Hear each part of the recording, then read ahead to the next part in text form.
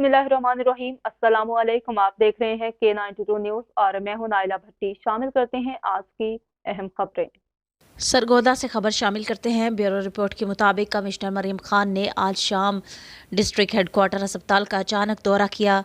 उन्होंने इमरजेंसी, बच्चा वार्ड और कार्डियोलॉजी समेत दीगर वार्ड्स का मुआयना किया, मरीजों की खैरियत दरियाफ्त की। उन्होंने लवाहिकीन से अस्पताल में फ्राहम करदा सहूलियात के बारे में दरियाफ्त किया। कमिश्नर ने शाम की शिफ्ट के डॉक्टर्स और पैरामेडिकल स्टाफ की हाजिरी और दस्तयाबी को भी चेक किया। उन्होंने डेंगू वार्ड्स और सेहत सहूलत काउंटर्स का भी मुआयना किया। उन्होंने अस्पताल की सफाई के अमूर को मज़ीद बेहतर करने की हिदायत की। कमिश्नर का कहना था कि हुकूमत इलाज मुआवजा की सहूलियात पर अरबों रुपए खर्च कर रही है।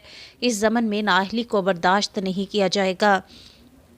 उन्होंने डॉक्टर्स और पैरामेडिकल स्टाफ पर जोर दिया कि वो अपने फ़राइज़ मनसबी खिदमत खल्क के जज्बे से अंजाम दें। उन्होंने हिदायत की कि एमरजेंसी में मरीज़ों को मुफ्त 100% अद्वियात की फ्राहमी को यकीनी बनाया जाए। इस मौका पर MS ने बताया कि अस्पताल में डॉक्टर्स की भर्ती का अमल जारी है, जिसके बाद मरीज़ों को मज़ीद बेहतर सहूलियात मुयस्सर आ सकेंगी। उन्होंने अस्पताल के दीगर अमूर के बारे में भी ब्रीफिंग दी।